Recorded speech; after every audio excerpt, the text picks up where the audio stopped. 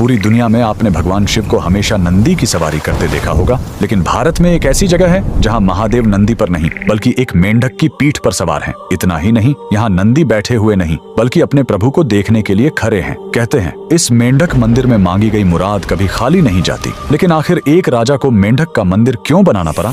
कहानी करीब 200 साल पुरानी है, उत्तर प्रदेश के ऑयल रियासत की। वहाँ के राजा बख्तावर सिंह बहुत प्रतापी थे, लेकिन वो कुदरत के आगे हार चुके थे। उनके राज्य में सूखा पड़ गया था, प्रजा पानी के लिए तड़प रही थी और दूसरी तरफ राजा का अपना आंगन सूना था। उनका कोई पुत्र नहीं था जो आगे चलकर गद्दी संभाल सके। राजा पूरी तरह टूट चुके थे। तभी राज्य में एक महान तांत्रिक का आगमन हुआ। उसने राजा की परेशानी सुनी और एक ऐसा उपाय बताया जिसे सुनकर सब हैरान रह गए। तांत्रिक ने कहा, राजन, ये सामान्य सूखा नहीं है, आपको मंडूक तंत्र का सहारा लेना होगा।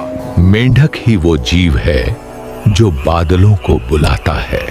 आपको एक ऐसा मंदिर बनवाना होगा जो मेंढक की पीठ पर टिका हो।